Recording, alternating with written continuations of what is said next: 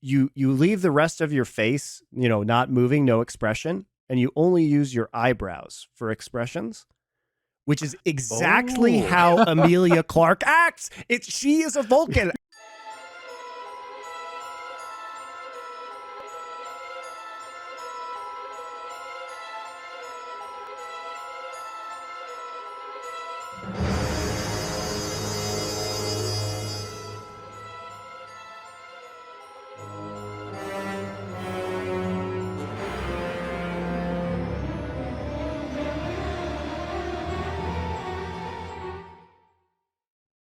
Welcome to another episode of Nerd Legion. I'm MonteCristo, joined by DoA. We just got the pleasure of seeing a new intro for this show made by our producer, Andrew. Yes.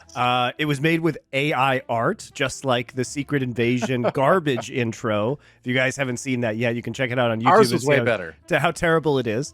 Obviously, it was way better because this contained images of us, such as me blowing a train whistle or what AI thinks I look like. You look kind of like a dictator, really. I do look like a dictator. Yeah. Ripping off the shirt with the American flag underneath, us on a couch with an alpaca. And if you're confused about the unicorn, that's what AI thought when Andrew tried to put in Rhino Centaur, which is from... Well, it should have been Rhino Mantar. Right, but Rhino Centaur because they doesn't know what a Mantar is. But he was trying to make that image from your casting of Dota. The famous Dota 2 cast, which hopefully will never be repeated. But yes, I appreciate all of that. It was a wonderful intro. And it did the same thing as Secret Invasion's intro did for me, which was to prepare me for something mysterious and intriguing, and really make me wonder, what's gonna happen? And then the episode started. I'm like, I know exactly what's gonna happen. And also, you don't know what's gonna happen now. A slightly strange AI version of Samuel L. Jackson that nobody wanted to see. Yeah, like I like the idea. So as far as the intro goes for Secret Invasion, I guess, should we just talk about Secret Invasion first? Sure. Should we just establish that's what we're doing. Okay, we're talking about Secret Invasion first. So we're saving the best for last. There, we'll put it that way. But I like the idea of the intro. I think it's a cool concept to take all of this AI art and sort of the weird, eldritch, otherworldly look that it has and apply that to a show like Secret Invasion, which is kind of about that sort of like topic of, are you really seeing what you think you're seeing kind of thing. But it just kind of looks cartoony more than interesting for the most part. You get sort of cartoony versions of all the characters, like you said, and it's nowhere near as like creepy as a lot of the AI art of that ilk that I've seen. I feel like they could have gone for something much more sinister and much more creepy and much more cooler looking, but they did something pretty soft, and they did about as normal of a show intro with that style of art as you could, and that's kind of disappointing because I feel like that's a cool concept and they didn't go far enough with it, in my opinion. Yeah, it looks really bad. It's been the subject of a lot of ridicule on the internet if you guys have seen it, so no surprise. But as for the show of Secret Invasion, fortunately, DoA, there are only 6 episodes of this, so we don't actually have so much suffering to go through. There's only 2 more. There's only 2 more. I didn't know that. And then we get, by the way, Twisted Metal, which I don't know if you've seen the most recent trailer. Actually looks like it might be good. It actually looks like it might be good. That's coming at the end of July, guys. And I saw a clip, and it was good. Yeah, next week we're going to be talking about the latest season of The Witcher.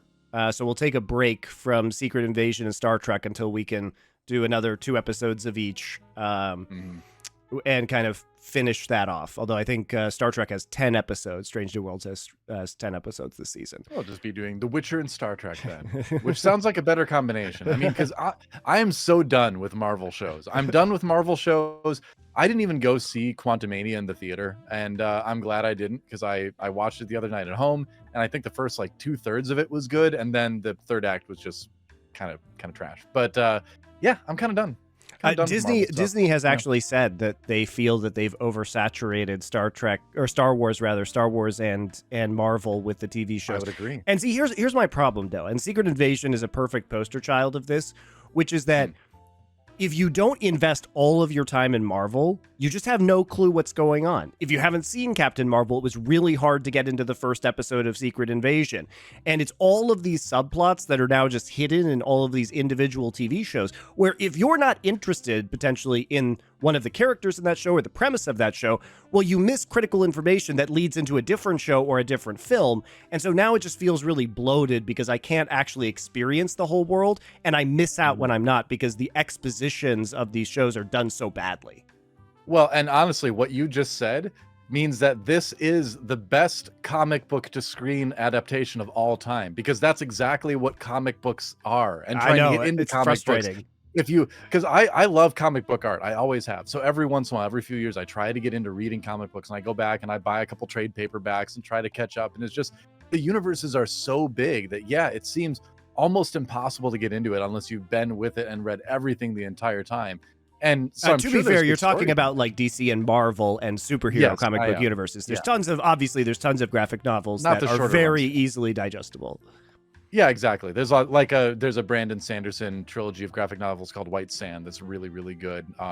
He worked with another person, I think named Dan Wells, on one called Dark One, it's a good. So I do like reading graphic novel kind of stuff, but I do prefer stuff that's shorter, more contained. Meta Barons, I think you lent me that, if I remember right. Yeah, I mean, Jodorowsky's comics are great. Yeah, that was cool. Steelhead, how about that guy? So his head was steel.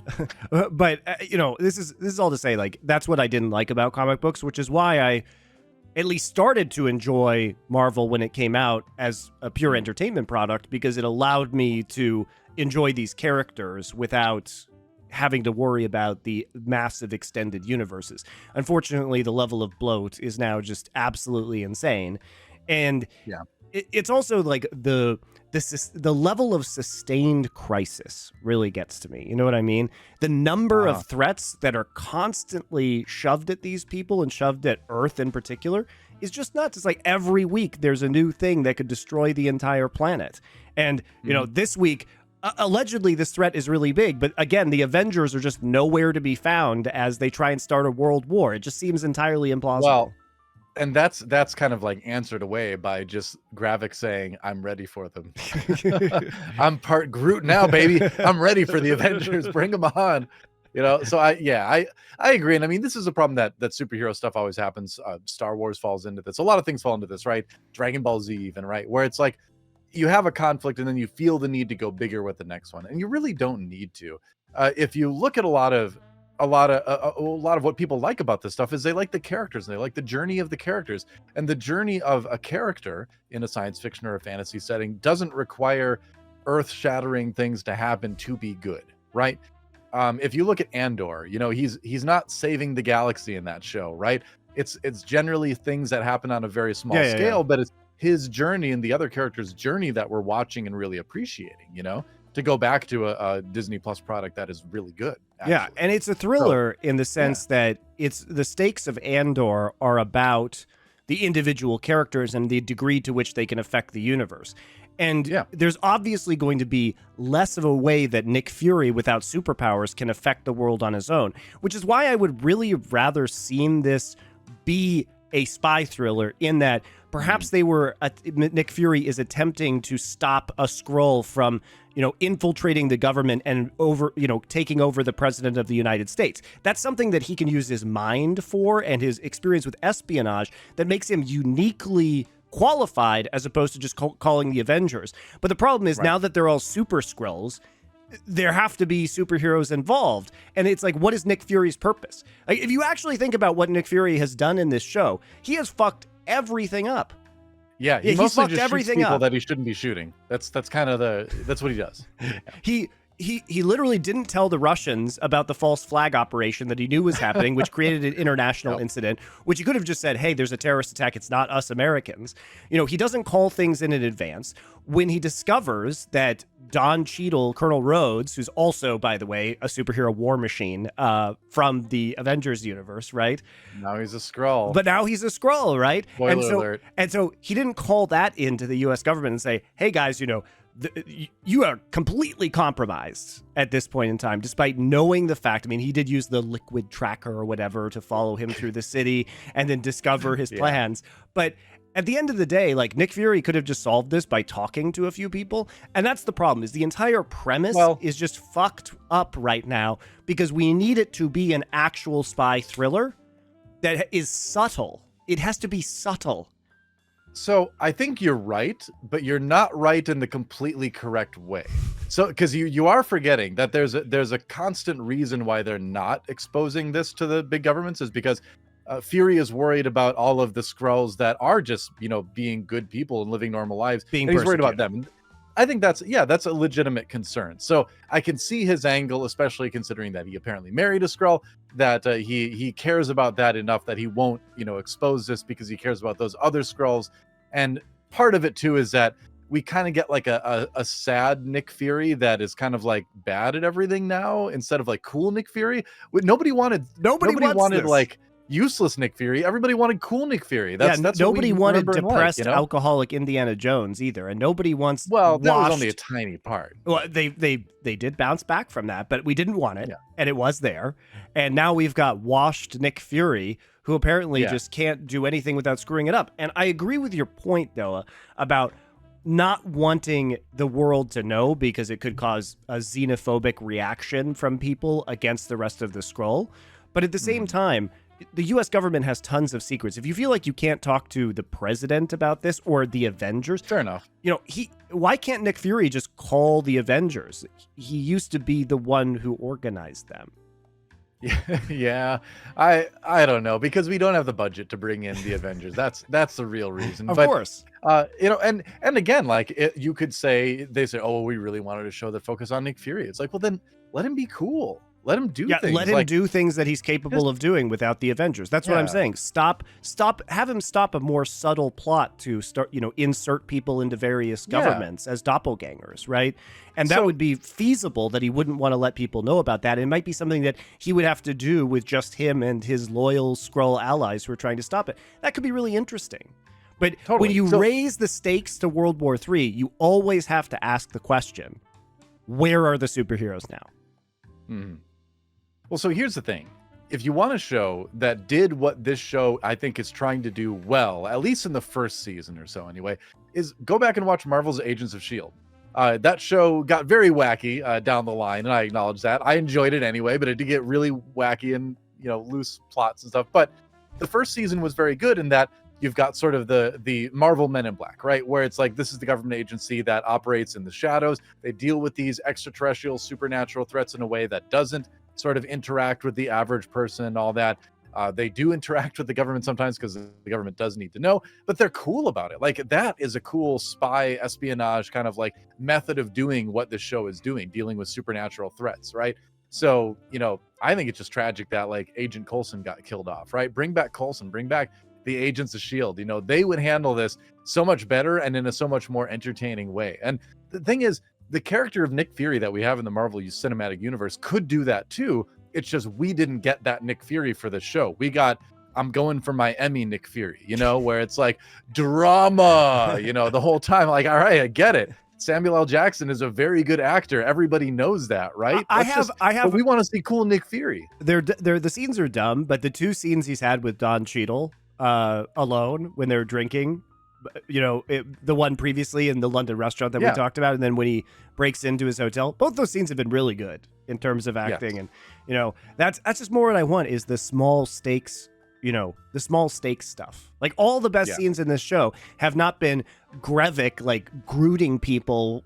It's been like, is grooting people a verb? I guess it is now. It's been like Don Cheadle and Samuel L. Jackson talking to each other, or it's been Olivia Colman like torturing that guy, being spy Mary Poppins. Those have been the best scenes. Because what is the best espionage storyline? It's a battle of wits, right? Yes. It's a battle of minds. It's not a punch out. That's what you have like the military for. Your spies are for talking things out, being subversive, doing, having cool conversations, right? That's what these shows need to do. But right. And I feel like we should get into one episode in particular? Should we? Sure. Go ahead. Hold on. Go ahead. There's only one espionage franchise that does the ridiculous shit well. That's Bond, obviously, because that's baked into the Bond DNA and the Bond expectations. But for the most part, supposed to do that. He's supposed to do that. But for the most part, these spy thrillers, really should be small scale. Like you think about really great movies like, Tinker Tailor Soldier Spy, and the subtlety of Gary Oldman's machinations in that movie is just really good. And I just wish this could be that, because then we're not asking where the Avengers are constantly, because that's the only thing that's left in this show now. Yeah. I mean, I'm going to keep going back to Andor as an example of a spy thriller done the right way, right? Where even you have like Lucian, right? Who is the kind of the spy master who recruits Andor and all that kind of stuff. If you haven't watched Andor, here's some spoilers, but it's been out for months, so your problem, not mine. But there's very little action in that show, and when it is spy action, which means it is merciless, cold, and efficient, which I love. Yeah. Like my favorite scene in that whole show is where he gets caught in the tractor beam by the ship that's trying to like board him and get his ID and all that, and he just flips on the switch, destroys their like satellite array, and then instant kills the TIE fighters and hits hyperspeed. And like it's not a drawn out fight, it's not a big extravaganza, it's just cold and efficient. I'm like, holy crap, now that is a starship fight done by a spy. That it was so cool and so perfectly done. That's how action needs to be done in a spy thing. It needs to be quick and efficient, right? Yep. Also, why Rogue One is bad, because the end is just a giant. Well, it's not really a spy thriller, cluster. It should have been. It should have been. been. It should have been, though. It should have been. Could have been, but should have been. I like big space. Andor is what Rogue One should have been, instead of a giant fuck off fight at the end of the movie. Anyway, we're getting into Rogue One. Don't get started with me. Rogue One. I love that space battle. When they came out of hyperspace, man, I got chills, and the theme played. It was great. Like, I admit that was playing right into what I want out of Star Wars, which is big old school space battles. I'm a sucker for that stuff, and so I will love it until the end of time. It was badly done. Anyway, let's get. So you want to get into which episode do you want to talk about in particular here? Well, I mean, I'd say we talk about episode 3, and then we talk about episode 4. Okay. One of the things that I really loved, and actually there are a lot of parallels between Strange New Worlds and Secret Invasion, interestingly enough, in these 2 episodes of Secret Invasion. One of the things I loved was when Emilia Clarke's character just gets mercilessly gunned down by Grevik, where she's trying to make an excuse and he just shoots her. Just like Kirk, in that previous episode of Strange New Worlds. Yeah. And just like Kirk being shot in Strange New Worlds, we knew that it would have 0 consequences for the overall story of the show. We knew it was a 0 consequence moment, and thereby had no emotional stakes at all. Because as soon as that happened in episode 3, my wife and I were watching it too, and I'm like, she's a super Skrull. We saw her looking at all this stuff. Obviously, she's going to come back at the beginning of the next episode. And not to jump ahead, but that's exactly what happened in the very first episode, very first second of the next episode. By the way, you know what I hate when fiction does? Is that they intentionally show you things out of order just to create suspense. So they show a flashback after she's shot at the start of the next episode of her super Skrulling herself in the laboratory, where they could have just shown us that.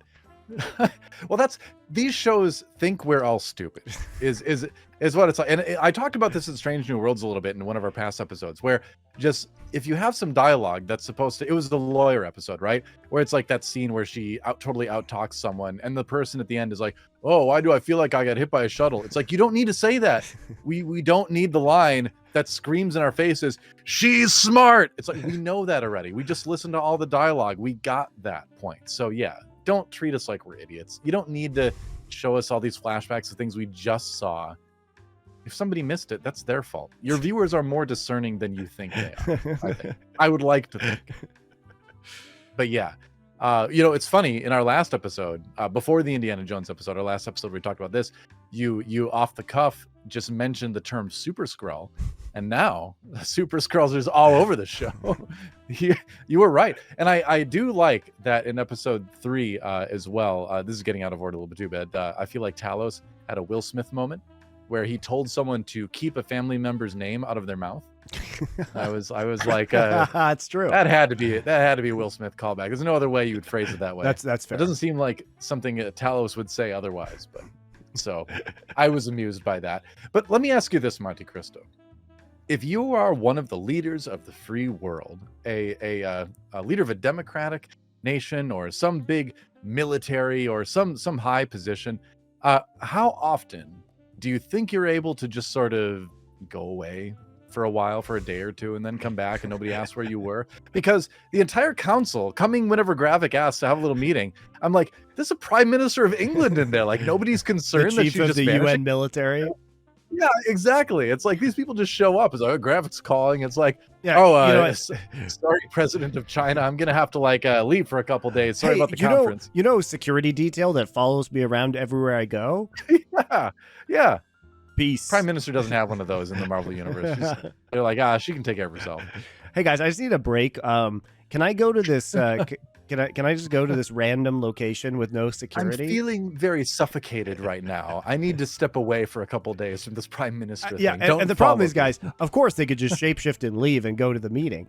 But then the question would be, where's the Prime Minister after that, right? Like, she just disappeared. Like, imagine it. It would just take such insane planning. I mean, you'd have to be at home and then slip out of your home and have nobody notice that you weren't at home or something like that. And doing that with everybody would be really hard. You'd think it would raise some alarm bells. Especially on the short notice too that Gravik seems to require of his council too. Because he's like, call them, and then like 5 minutes later they're all together, and we don't get any sense that any significant amount of time has passed. So also, they don't have phones. What the fuck? I don't know. Why do you have to do this business in person? I don't know. Phones can be traced, Monty. Don't you know this is a spy thriller? Everyone's tracing everybody. All I'm going to say is it's probably easier to disguise your phone calls than it is to disappear as the Prime Minister of Britain. Just going to put that out there. Yeah. I mean, it's... and you get some themes from the show that they're kind of starting to bring out, where it's like, this show, the big theme is like, to a certain extent, is exploitation, right? Fury exploited the Skrulls. The Skrulls are exploiting Fear. Gravik is exploiting the other Skrulls. You know, Talos arguably is exploiting the hope of other Skrulls for his agenda. Sure. So yeah, so I feel like that's a big theme of the show, and like I get that, and that's the thing that kind of frustrates me with the show, is that I think there's some interesting themes being brought up here, but again, the execution just doesn't seem to be there. But here's the key. Here's the kicker. Yeah. In order for that to work, you have to feel sympathy for the Skrulls. You do have to care, don't you? I don't care if all the Skrulls die. I don't. I think you should. I agree. I think you should murder all Skrulls. That's what I think. Whoa. That is a hot take. How do you know that? Now I'm wondering if Monty's actually a Skrull and he's just saying that to throw us off the trail. No, but you have to have some level of sympathy for what they're doing. But especially when Talos gets killed in one of these later episodes, like, which Skrull are we actually rooting for right now? Exactly. Yeah. I mean, we'll get to that later, but I mean, I think Gravik has a very legitimate gripe, right? I mean, they were promised a planet, which is a stupid promise to make, by the way. Like, how in the world did Fury think that he could just like find a planet for the Skrulls? You can't even find another planet for humans. Like, come on, Fury, you should have known better than this. So the entire premise is kind of goofy, honestly. It's talk about overpromising. I mean, I would think it'd be easy to find a planet. The galaxy is full of planets, right? I'm saying a planet that they're capable of living on. Well, you're just saying they can give them Mars or something. Like, good luck. I mean, apparently they aren't affected by radiation, so they're hardier than humans. There's probably a wider variety of planets that they are capable of living on, right? That is true, but is Fury like even good at finding planets? Like, what qualifies him to find a planet for an entire species? You could just go tell the Avengers to go find a planet. It's not that hard. Maybe. I mean, Captain Marvel might know. She's out there. The Guardians of the Galaxy, they've been around to a lot of different places. Yeah, I suppose that's true. I think Fury's primary role, though, is just to screw up Talos's efforts at diplomacy. Gravik offered you a partnership. We would have stood by you proudly. So stand with me now. You're too late. Enough of this bull! I'm giving you 3 seconds to give me that code, or I'm gonna aim higher, or maybe lower. Give me the gun. 1, give me the 2. I said, give me that gun! It's like, Tal's like, no, let me talk to him. And Fury is like, bam! You're dead. It's like he's Michael Scott in that improv sketch in like season 1 of The Office, where like everything ends with him like, I'm Agent Michael Scarn, I have a gun. You know? So it's like, just stop, Fury. Just go home. I am in favor of Fury retiring at this point. Like, this show has actually, the show about Nick Fury has turned me against Nick Fury. Maybe it's supposed to. Maybe I'm not supposed to like Nick Fury anymore. But I came into the show liking Nick Fury as a character, and now I want him to retire. Don Cheadle was right. Done. Don Cheadle was right. Yeah, it's time for Fury to go to the old Everybody's Avengers trying to home or whatever. retire, Nick Fury. Don Cheadle's trying to retire Nick Fury. Apparently, his wife, who is a Skrull sleeper agent for Grevik for years, whose job Yes. was to be activated in order to kill Nick Fury, potentially, who also refuses to kill Nick Fury, and Nick Fury refuses to kill her, even though he knows They're it's a in love. scam that she's married to him, and it was all Well, a setup. Maybe it was one of those things where it was supposed to be, but then she fell for him over time. It's like that. It's like the romantic comedy setup where it's like the cool jock guy asks out like the ugly nerdy girl as like a bet or something, but then over the course of the film he realizes she's a wonderful person, he falls in love with her, but then she finds out at the end that like it was all a setup, and she's like, oh, I hate you, I can't believe this, and then he has to spend the last act of the movie convincing her that his feelings are real, when all his friends are like, oh, you didn't need her anyway. So I feel like it's that kind of situation with Nick Fury and the Skrull, Well, that would be great if they actually showed that instead of just condensing your theory that isn't proven into 5 minutes of film where there's no emotional arc or resonance whatsoever. Of course. I do that for comedic effect, but you're absolutely right, But so the other thing, going into, I think that's pretty much everything for episode 3. There's not really much to talk about, honestly. And then episode 4, that goes into things a little bit farther, where they have the scene where they're talking about the poem at the beginning, and then at the end that comes back right before they don't shoot each other. And I'm like, that was kind of a neat moment, but why was that poem scene at the beginning of this episode? That scene should have been like an episode or two ago. Yeah, I agree. So the decisions about where they place scenes in the show are so bizarre. The show has some of the sequencing is strangest really editing weird. decisions I've ever. It's like they just shot a bunch of stuff and then decided later how to build episodes out of it. That's really what it seems like. Is they shot a ton of different scenes and then they were like, all right, now how do we make 6 episodes out of this? Where do we put different things? But then they intentionally messed it up after that, because like we said, the prologue that should have been in episode 1 was in episode 2 that actually explained Nick Fury's entire background with the Skrull in the 90s.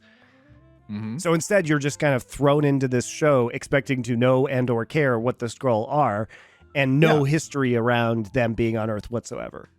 That's what I'm talking about, is that the decision on where scenes are placed in the series seems all wrong.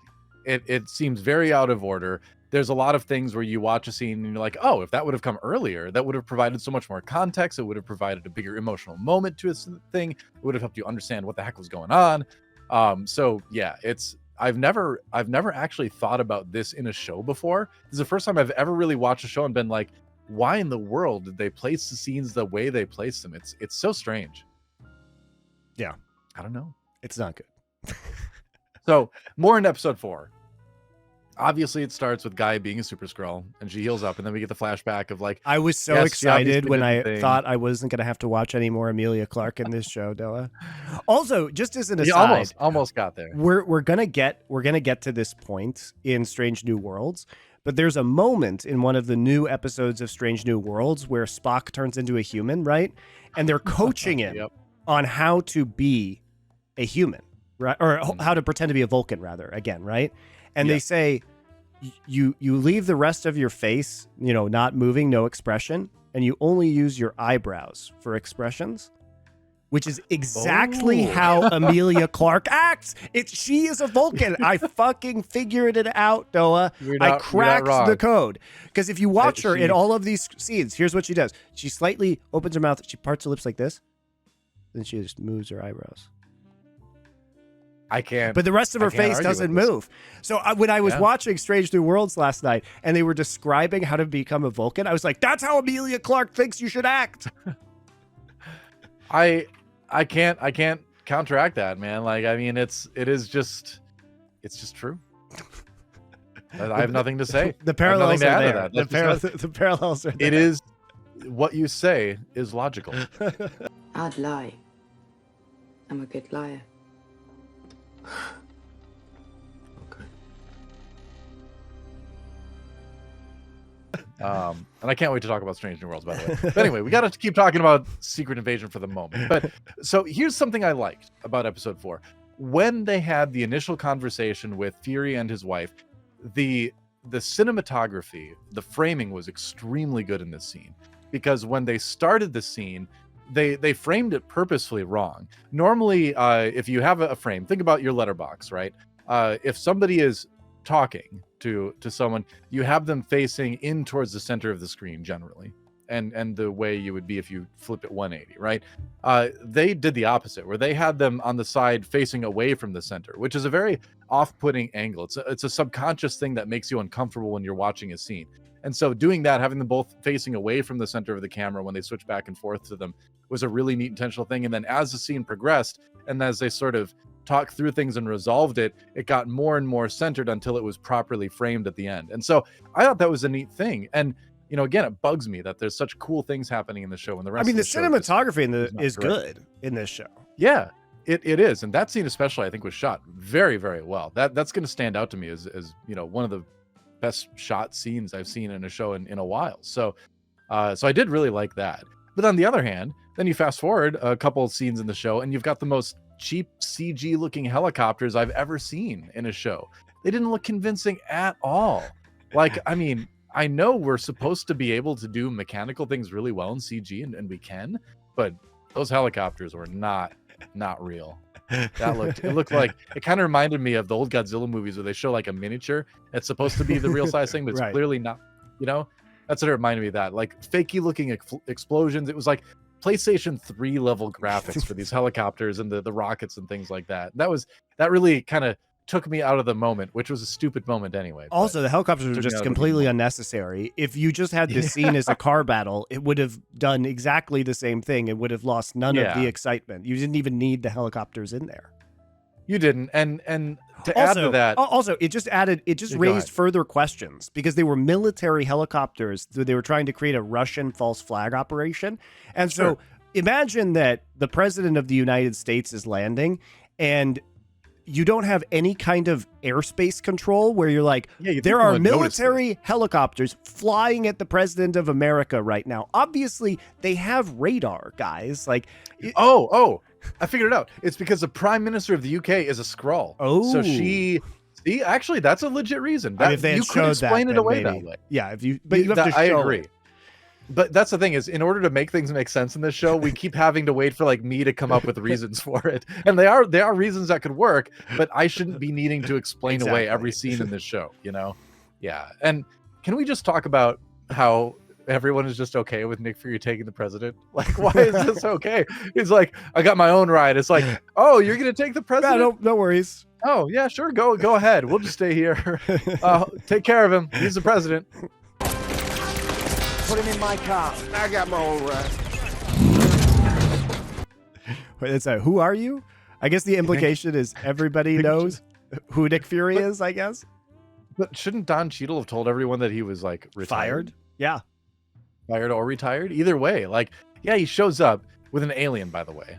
These people are seeing an alien, and these are not like the Avengers. These aren't the Agents of S.H.I.E.L.D. These are regular just soldiers of the Secret Service, and they're like, it's an alien. They're going to shoot it. And he's like, no, he's with me. And they're like, so first they have to accept that there's an alien there helping the president. They're just like, okay. But they don't know that they're not kidnapping the president, because they're trying to break him out of the car. They have no idea what these people's motivations are. Exactly. So that didn't make any sense to me. Oh, by the way, one of my favorite point in that whole episode though was when Gravik and his second-hand lackey or whatever, his second in command, his number one, if you will, are like, ready to attack the president or whatever, and they see Fury coming in the truck, and his lackey goes, "Fury's here," in like the same voice you would use if like Nick Fury was dropping by for a friendly dinner and you were expecting him. And this is how you would tell your spouse. You'd be like, "Fury's here." That's the tone that he told Gravik that Fury had arrived to do battle with them.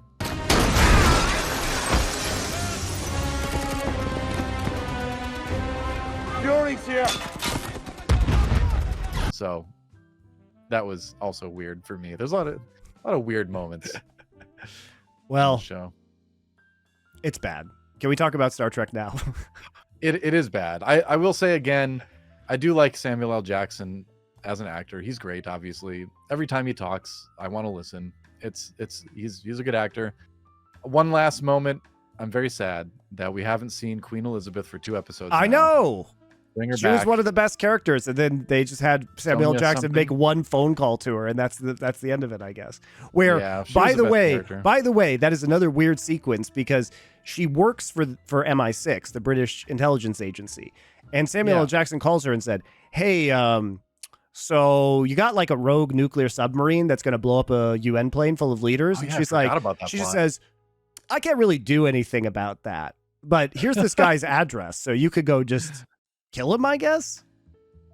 Yeah, go torture him at first though, and like shoot him even though Talos says not to. No, Talos So is she's like, I got in trouble for that stuff that happened in Russia, so I can't do anything. It's like, are you for real? Like, you're saying you can't stop a submarine from shooting missiles at a UN plane because you sort of got caught in Russia? Maybe she's a Skrull. Oh, by the way, Talos is dead. Anyway, let's move on. Strange New Worlds. Let's talk about those All right. episodes, and they were quite good. This is what we wanted, DoA. We've got Yes, actual Star finally. Trek on our hands now. Actual Star Yes. Trek. Yes. Okay, so I really liked episode 4. We're going to dive into each episode individually, obviously, but just as a general broad strokes intro to this, I thought episode 4 was great. It was just great Star Trek. It hit all the things I like about Star Trek in it. I enjoyed it thoroughly. Episode 5 was good in a funny way, which I know they had the capability to have funny moments in the show, but I didn't know it was possible to do a funny episode that I would actually enjoy. It was good. I really liked it. I did. So, are you on the same page? You like both episodes? Yeah, I think what was so interesting about these and what we mean by actual Star Trek guys is that these weren't like action set pieces. You know, the first one is they are trying to overcome some sort of bizarre phenomenon, like space phenomenon, which is in episode 4. They return to a planet which was featured in the original series, except they stay there for longer, and there's this meteorite that causes them to lose their memories, basically. So it's Captain Pike and the Doctor on this planet trying to figure out basically who they are again, and then encountering a former crew member that they left on this planet previously who's now in control of it. Really just fun concept, and that's what you want from Star Trek, at least from the shows that do the weekly episodes that aren't serialized, which is that you want an interesting concept that shows the characters in a new light and that is very easy to follow and has one plot line that is just kind of resolved by the end. And the highlight has to be about the interactions between the characters and showing the character's personality. And this show did it really well, or this episode did it really well. Yeah. Man, I mean, where to begin? I mean, it begins with Pike cooking mom spaghetti. So it's always fun you get to say mom spaghetti. But they did, we talked about before, you know, speaking of spaghetti and cooking, that they have the ingredients. They just weren't able to cook the recipe well. They did the trope well this time. They it wasn't did original. The classic.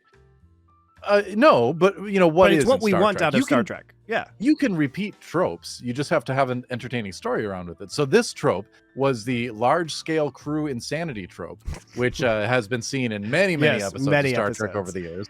Most famously, the the game where they all get addicted to the. Yes. That is a classic Throwing Next the discs Generation. into the- They throw the discs into the tubes. If you haven't seen this, guys, they have these. Oh. The game is like a virtual reality thing that they have on their eyes. It's like something that they put on their heads so they see a screen, and then they just throw this disc into the tubes, and it gets them all addicted to it. It's great. It's a great episode. It really saw like the Angry Birds craze, you know, years in advance, really. But no, it was a great episode. Then I think back to the season 1 episode where something happens on the ship that makes everyone drunk, basically. And that's when then what's Tasha Yar and Data hook up, and it's just all sorts of crazy stuff happens. But this, going back to Strange New Worlds, this was that trope again. This was a large scale crew insanity trope.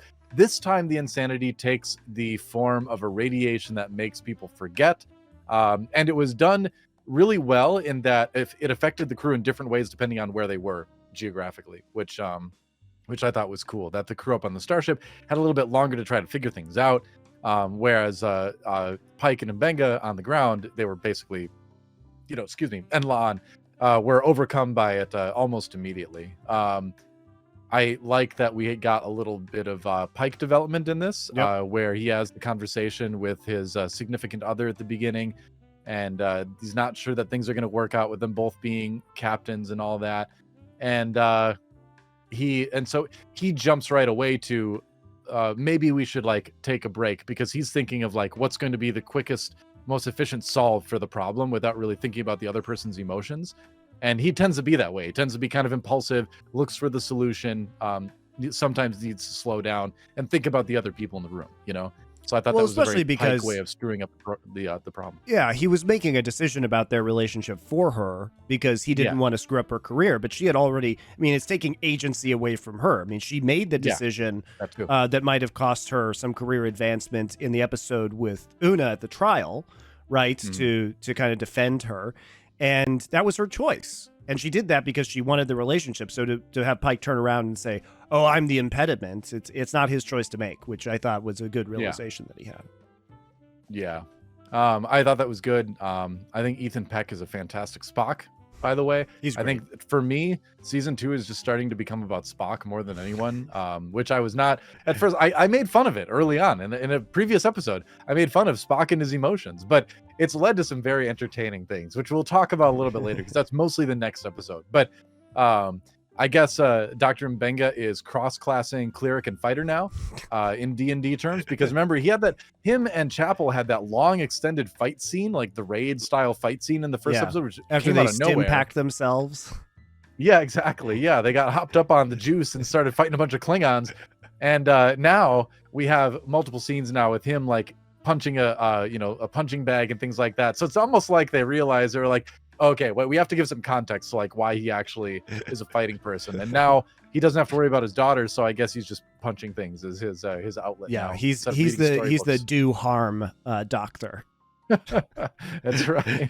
Do no harm unless you need to. Then harm. I love how Mbenga is basically just counteracting the Hippocratic Oath at every turn. He's like, should I kill these 10 Klingons? Fuck yeah. Well, it's like he's able to separate professional and personal life is the way I see it. Beating up some Klingons, that's personal. Saving someone's life in the med bay, that's professional. Yep, that's our Mbenga. But I like all the characters in the show for the most part. I have another note that Pike's hair is fantastic. And it should be an easy indicator that they are not from the countryside when they're kind of wondering who they are. I was like, why don't they just look at his hair? Look in the mirror, Pike. Clearly, that he's very well groomed. Yeah, that doesn't come from living on the pig farm. No. These are not hands that have seen work in a stone quarry. Something's not right here. You aren't from the field. That's what keeps bothering me. We don't belong here.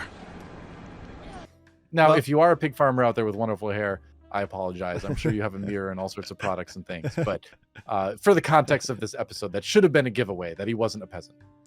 I did like, though, that they tried to boil it down to the essence of the characters after they forgot their specific memories, and that they would behave according to their true nature, which I think was very revealing about how Pike handled the situation, especially at the end of the episode when he infiltrates this palace to get the crew member that was leading everyone that had been abandoned there for many years. And, his reaction to trying to save the remaining crew members and make things right. I think it really did show, Pike's nobility, but also fierce loyalty to the people who are under his command. And I thought it was a really, really interesting look into his character. And I enjoyed that quite a bit. And you saw kind of a dark side to it. You know, you saw this sort of like brutality to it where, he'll go to any length. Yeah, he's very objective based, right? And he will kind of do anything to reach that objective. And the objectives are, like you said, usually loyalty to his friends. They come from a good place, but he was shown to be extremely ruthless in terms of how he gets there. That's just how you have to be as a good officer, though, because that is the quality is, you have to be brutal at times, but you have to protect your crew because that's the way that the crew sticks by you and kind of agrees to go under your command, right? That's how pirate ship works, pretty sure. And we know that the That's how Enterprise any naval ship works. That's how any naval ship works.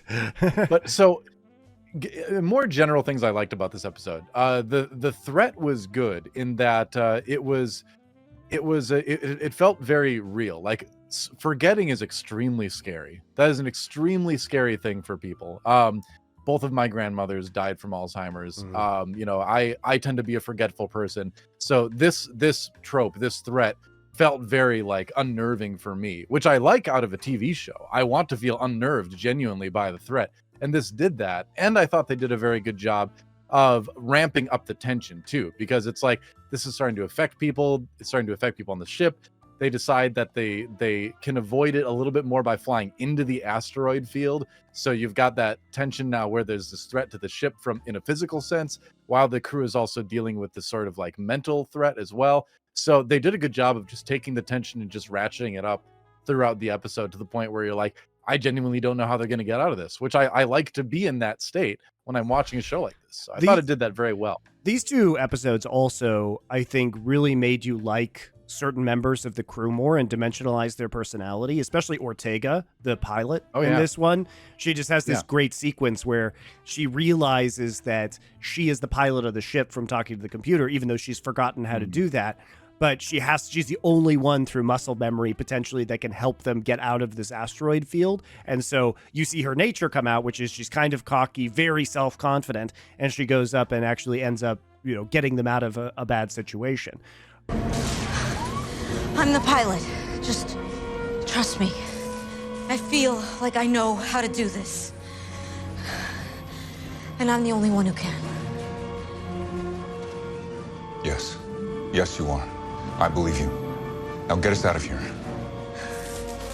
Abso-freaking-lutely. But she's a really good actress, and she's becoming, I think, one of my favorite characters on the show. Well, yeah, she's great, and I think it does a good Star Trek thing in that it demonstrates that every member of the command crew, at least, has like this intense confidence and intense like charisma and ability that you should be expecting from people in that position in Starfleet, you know, which just makes Starfleet cool, right? That the people that have reached this level are genuinely like, to a person, all awesome at what they do and really impressive. And so I like it when characters get a chance to show that off, which, if you go back, also is another thing that makes the threat even more threatening, because you take those skills that we know these characters for and you diminish them or you take them away. And so then you are left with, you know, what are these characters without their skills that define them, you know? And so the rediscovery of that was pretty neat. Also, shout out to Reed Birney is his name, that played Luke as the great tragic side character for that episode, where he had completely bought in to the I don't want to remember juice, and then at the end he does remember, and it's like a tragic moment for him, but he's so appreciative of it too. And so I feel like the whole thing is a nice treatise on like the value of memory and all that too. And sure, and also the pain that it can create. Yeah, exactly. Yeah, the pain, but also the value too. Like sometimes even if it's a bad memory, you want to remember it because it's important to you, you know? Yep. And so that was kind of like his journey a little bit. So how do you feel about the treatment of the Prime Directive in this episode? Because they do just pull the asteroid out and toss it into space, which who knows where that thing's going. That could cause problems in a couple seasons. And then they said that the asteroid wasn't natural, and that was their reason for getting rid of it. It was kind of bullshit, right? I know. What about the asteroid it would that destroyed the destabilize? dinosaurs It would on Earth? obviously like destabilize that whole culture. But I think the argument is that they accidentally already destabilized that whole culture on their previous away mission, where they left their technology and left the former crew member. So I would say that it's probably justified, because that thing is, you know, very strange and probably is doing more harm than good. And you have to make a choice, right? It's already been damaged, so I would think that it's probably best to remove it. Yeah, and I think it kind of fits with the show's attitude towards the Prime Directive, where it's like, well, we can bend the rules if we kind of need to, really, where, you know, you look into TNG, and sure, it did get bent every once in a while, but I feel like the TNG crew, especially Picard, was much more rigid about that kind of thing. For the most part, there were moments here and there, of course, but for the most part, they were less likely to do it than this crew would be. Well, they also had significantly, you know, decades and decades more of experience in strange situations. I mean, the thing about the earlier shows, so Enterprise and Strange New Worlds, which is pre the original series, is that it's a lot more Wild West. You know, by the time you get to TNG, like the political alliances are mostly kind of felt out. You know, there's a variety of pacts between the major powers within the galaxy, and it really takes some very big outside threat like the Borg to throw them for a loop. But it's not that they're not doing exploration, but the wildness of the galaxy is much more present in Enterprise and Strange New Worlds than it is in That's a good point. the later, the Star Trek later down the timeline. It's a good point, which makes it even worse down the line when Picard, it seems like everything's just kind of gone to crap again. But that's until season 3 when it's good again. But anyway, I digress. I have one last question for you about this episode before we move on to episode 5. This will be a test of your historical knowledge. The episode itself is called Among the Lotus Eaters. Yes. What is that referring to? Well, that refers to the Odyssey. So there were in the Odyssey, Odysseus goes to an island where there are people who eat. So lotus, nobody knows what this actually was, or it's not the lotus flower that you think of right now. It is a mythical called a lotus tree. Yeah, it's a mythical tree where you eat the fruit or the flowers. I forget which one it is. The fruit or the flowers of this tree. I think it's a fruit. And you then basically don't care about anything else. And you want to stay there. So when Odysseus goes with his crew, some of them eat the fruit or the flowers, I guess it's fruit, whatever, on the island. And he has to kind of drag them back onto the ship because the only thing you want to do at that point is you get trapped only wanting to eat the lotus fruit. Yes, the trap of apathy, which is the reference to, of course, like characters like Luke in that episode, right? Not wanting to remember all that. So okay, good, you passed the test. I've read the Odyssey, so. Yeah, I know, but still, like I have to put you on the spot when it comes to like Greek mythology. When it comes to Greek mythology, I think you will have a hard time throwing me. Sounds like a challenge that I will happily accept. We'll see what we get later on. Episode 5 was called Charades, which is another reference to Greek mythology. In a hilarious episode. I don't know that one. What is that? No, one? It's not. I'm joking. Charades. I was gonna say. I was like, I don't know that. Like, because I think my Greek mythology is pretty decent compared to the average person as well. But I didn't know charades, so that you got me with that one. But now, this is basically an episode about Spock and puberty. Really, which is when great, it comes by the down way. to it. Which is great. It's a deconstruction of it's a fourth wall breaking extent deconstruction of Vulcans, and it's really funny, and there's just so much to say. It's really about this well episode. done. Okay, so it is, yeah. Set the stage for us. Okay, so what happens in this episode is that Nurse Chapel and Spock are doing some research on this moon by the Vulcan system, and they get pulled into some crazy time anomaly where some extra-dimensional aliens exist, like the wormhole in Deep Space Nine, and they die. You see this stuff a lot. Yeah, or they die, or they get messed up, and so the anomaly spits them back out, but puts them back together.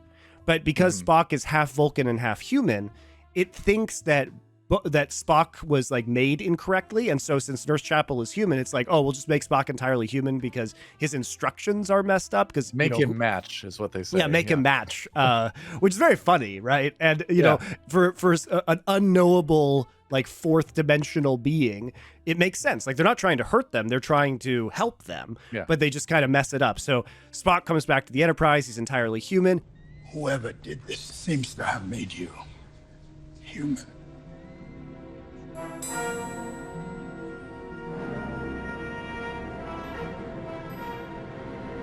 What the And awkward situation time. Here comes his very formal engagement dinner with his Vulcan fiance and her mother, who absolutely hates him, except now he's a human and he can't control his emotions because he's never been fully human before. And to DoA's point about puberty, it is like he is going through adolescence because he just feeling everything so strongly. They directly, like La'an directly mentions that.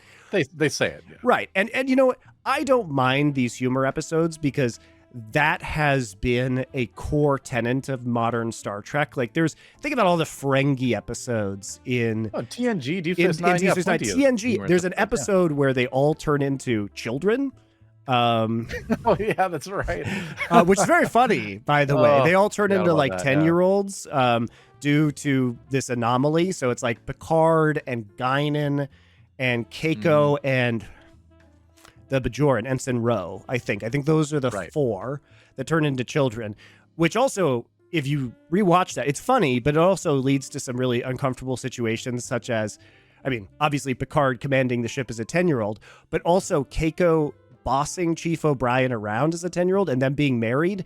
And then it raises questions of like, is that pedophilia, Chief O'Brien, if she has the mind of an adult? Because their minds haven't changed, right? But it's only their bodies. So it gets kind of weird and gross. Well, we kind of gloss over that part, I guess. But yeah, questions you don't really think about while you're watching the episode, or maybe you do. Obviously, I do. I wonder about those situations. But when it comes to this episode, it is another comedic episode, and it's really well done. Honestly, like it's very funny. It is the timing is really good. It's an awkward situation. Ethan Peck fucking nails the acting on this. He is amazing in this episode. Just the way that he is so awkward with his own emotions, pretending to experience them for the first time. Him like getting horny and like looking women up and down very obviously. His outbursts, his overreactions, his laughter. Like he crushes this episode. And then it is a very hard acting job, by the way, when you are pretending to be a Vulcan most of the time, right? And then you have to be your character pretending to be your character. That is really hard to do as an actor, because a lot of actors would just be their character again, right? Because they're already acting. So it's like you have to add a layer onto that and deconstruct it a bit. And I think he does a great job. Spock? Are you all right? You look upset. I'm not upset. I'm merely experiencing muscle spasms. Well, I mean, they speaking of deconstructing it, like I say, fourth wall breaking, because they literally hand him his prosthetic ears during one scene, because they're like, oh, you should put these on because we need to make you look Vulcan. Right, which are probably really the ears he uses on the show. Yes, of course those are. Of course those are the ears he actually uses on the show. And everybody knows that who's watching it. So I think it's a funny sort of nod to like, yeah, we know we put funny ears on this person, and it's like that's always been a thing with Vulcans and Star Trek. They got pointy ears, and we all know they're prosthetics. But it's funny to see it just handed to him like that, and what are my notes here? But I mean, yeah, I like I said earlier, I think Spock is like the star series of season 2 so far. He really is. Just the characters become so funny, and Ethan Peck does such a great job with it. They made Spock a little bit, I guess, like kind of obsessive compulsive, kind of too, where it's like insisting that that things are cleaned up immediately and all that. I feel like I didn't really notice that before in his character, but I guess that's he's pretty anal. But it made it. I think they exacerbated it a little bit for the purpose of the episode, but it worked. It made it funny. I thought the timing, the comedic timing of things in this show were very funny, where Pike is trying to like serve them Vulcan food, and it's like there's one point in the like during the dinner where they ask him to go get something, and then like he's walking towards them with the tray when Spock has like this big blowout, and he just like turns around, just has this look and turns. Like Anson Mount does a lot of great acting with his that's very funny this episode. And by the way, this also just makes you wonder why they chose not to have Anson Mount in the first couple episodes of this season, because all I want is more Captain Pike. Like he's wonderful in this role. Anson Mount is wonderful in this role. And it's just, even when he's in the background of scenes, like the one where they're at the dinner and he's trying to make things go smoothly, he's just so fucking funny. Like, he's just so funny. Yeah, it's it really is a great episode. And it's not the type, I was so ready to not like the episode after Spock Amok in season 1. This is a much better version of Spock Amok. Like it, but it is. I think it is, because it is sort of, again, like the out of body thing almost, where it's like it's the same person but it's a different person, sort of, and that Spock is human, or fully human now. It also just sort of it's interesting how they treat Vulcans in this series in general. I feel like in older Star Trek series they were treated as kind of like, these guys are a little bit too cold and aloof, but they were also treated as like very honorable, discerning, methodical, smart, people as well. Whereas Vulcans in Strange New Worlds are kind of like the comedy race. They kind of just use them for the Ferengi of Strange New Worlds. I actually had that note. They are the Ferengi of Strange New Worlds. I did have that note. So yes, I think they are the comedy species in this show, which Vulcans, if you think about it, they are kind of funny in that way, so it is kind of a deconstruction, if you will, to use that word, of that species in the universe, and sort of like what that actually means, what that actually entails, having to interact with these people. So it was funny in that way. Unfortunately, I think the final verdict is that Vulcans just kind of suck. But and they don't. But in this series, they're kind of just irritating, and nobody really likes them. But you kind of have to get along with them, I guess. The Vulcans are the Dwight Schrutes of the Star Trek universe. That's actually that's a good analogy. Yeah, that's how it is in Strange New Worlds. Yeah. But yeah, overall, I thought this episode. Look, there were some things I didn't like about it, such as would 3 crew members really risk their lives to fix this problem, because they go back to the anomaly later, and it's Chapel, La'an, and Ortega. Oh no, it's Uhura. It's Uhura, Chapel, and Ortega. And would they really risk their lives? I mean, remember, to change Spock back into a half Vulcan, because the whole subplot with Chapel is that she's trying to research how to do this. She realized there's a time where they're not going to be able to do it anymore, so she has to go back to the aliens and tell them they messed it up. Can you please change him back? And the problem is, like, would they really risk their lives when he's totally fine, by the way? He's physically fine. He's just entirely human. Why would 3 people maybe die to get this done? Especially when we know they can just call the aliens. And I think it would have been better. Well, except the aliens said not to call them. Right. So, but I mean, I think flying back there and doing something else that was maybe a little bit lower stakes would have felt better, because it doesn't change the rest of the episode, right? If they're talking to the aliens. I think in this particular case, for me, I agree with everything you're saying, but in the context of this being a comedy episode, I'm willing to let that slide a little bit more. Where, if we've already established that this is a silly episode, it's meant to be funny, and so I'm not gonna treat the stakes the same way as I would in a serious episode. But what I'm saying is, like, all the other comedy episodes, most notably the Ferengi episodes from DS9, there was never a life or death stake, in those episodes. It was all just silly shenanigans. And this is symptomatic, though, of everything needing to be life and death in every show these days. Like that goes back to what we were talking about earlier, where it does seem like everything needs to be life and death in every show, and it absolutely does not. But yeah, I think that's symptomatic of just the way shows are made right now. Yeah, and so I think it's a huge problem. So I didn't like the end of this. The sexual tension between Chapel and Spock finally getting realized. I do appreciate that they did a really slow build on that. It wasn't just, they've been going for over a season, and, Spock legitimately was kind of a piece of shit to Pring by not telling her that this thing had happened. Not because the whole thing is he hid from her that he had been turned into a human. She is, I think, very justifiably angry that he didn't share that, or that she couldn't have helped him in that scenario. So he doesn't come out of looking pretty, very good in this.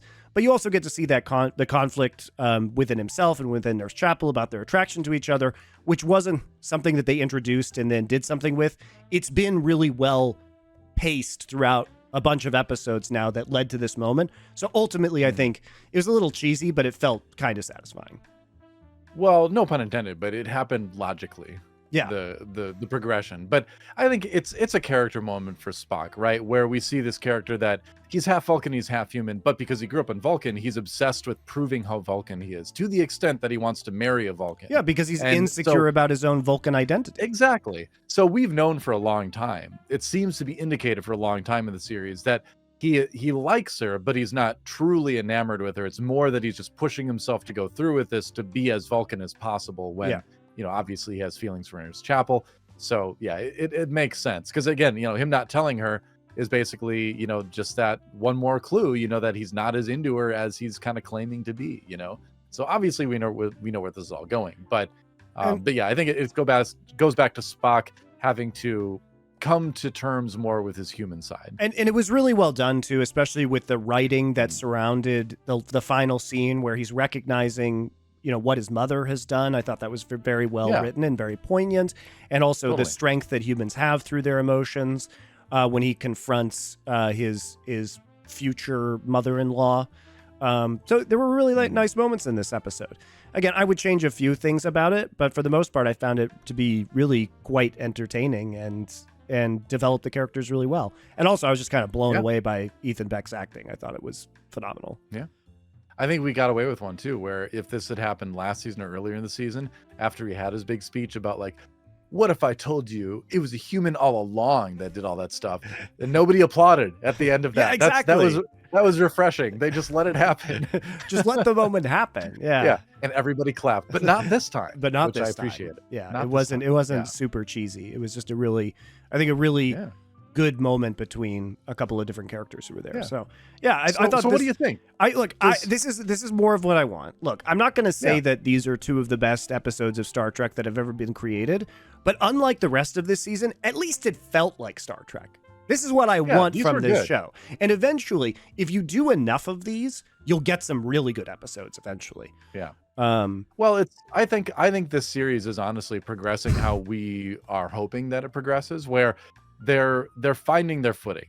It is interesting how it's kind of mirroring like TNG and Deep Space Nine, and that both series had arguably kind of a rough start in the first couple seasons, but as they wrote these characters for a while, as they developed them, as the actors sort of like figured out their characters, it started getting really good. And I feel like, I hope that we're starting to really kind of see the writers and the actors and like everyone come together and really hit their stride on understanding what the show is, understanding what the characters are, how they interact. There's just a couple little nagging things where it's like, again, the stakes. Not everything needs to be life and death.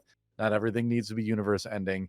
And again, not shoving things in our face to make it more obvious than it needs to be. And I don't think these two episodes did that. So I think that was nice that we got to just enjoy them. You know? I will say one of my complaints about this season is that we haven't had any evolution on the Gorn threat since episode 1, where it was just like barely mentioned. Gorns are boring. Forget the Gorns. Okay, but the thing about that made the progression of Deep Space Nine so good was that the Dominion just sort of was there when they discovered the wormhole, and then they slowly learned more and more about it, and it slowly over years became more and more menacing till the point where, season 5, 6, 7 is just the war, right? And I think that was so well done, especially if you rewatch Deep Space Nine, because you get to see all the seeds they're planting over like years prior to the outbreak of the war. And I just, it was kind of a throwaway line of, well, at least we didn't go to war with the Klingons because the Gorn are scary. And then we just hear nothing about the Gorn.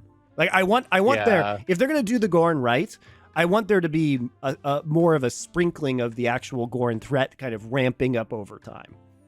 I think I would agree with you on that. That would be nice. These last two episodes specifically, I think it would have been difficult to work that in, just because episode 4 was such a hyper-focused, character-centric episode. So if you cut to a scene where it's like Admiral April is his name? Yeah. Or something like that. Back at the station being like, uh-oh, more Gorn. That would have been out of place. And then it would have been out of place in a comedy episode like episode 5. So I've got a feeling we're going to see something next week. That's my prediction. I think the time you do that is when Captain Pike is with his girlfriend, who's also a high-ranking officer. And they might be something. Yeah, they might be something that they discuss, because she literally leaves to go talk to Starfleet at one point in time, and I think there might be at least be a little bit of a conversation between them about some like existential threat. So I think there's ways you could kind of slide it in there a little bit. Totally. But yeah, no, I agree. And like I said, my official prediction is that the Gorn are either back or mentioned in the next episode, because we've done some character development. We've done some comedy. We've taken a little bit of a break. And now I think it's going to be time to get back to some of the more serious stuff, back to the main, quote unquote, main plot line. And I would imagine, and what better context, like you said, to explore the relationship between Pike and what's her name again? I forget what her name is.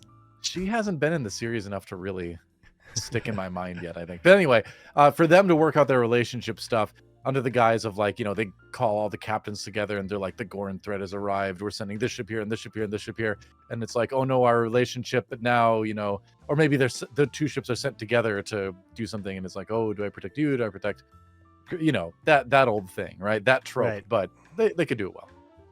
I believe they could do it well. Yeah. They can actually do the tropes well. Batel is her name. Oh, Patel. Okay. Batel. Yeah. Like I said, in order for me to remember character names, I need to see them enough, for it to really stick. And I need to start caring about the characters enough. And frankly, I don't really care about that character enough yet, because she's in there once in a while, and she was in the court episode. She was featured prominently in that episode. Beside from that, not a whole lot, Yep. So, all right. Well, I'm at least more excited about the series now after being very disappointed by the beginning of the season of Strange New Worlds. That'll do it for us for Nerd Legion this week, guys. Next week, back with Witcher. We'll do some Witcher. Ooh. Toss a coin to your Witcher. Which I enjoyed season 1. I did not enjoy as much season 2. And this is going to be Henry Cavill's last season. So, by the way, guys, just so you know, I haven't read the books, but The Witcher 3 is probably my favorite game ever. And so I will probably have some strong opinions about this I have also not read the books. And I have only played like a few hours of The Witcher 3 before I just kind of let it go. So they are going to get pure unfiltered television reactions. Sure. Not polluted by book knowledge, or in my case, even game knowledge.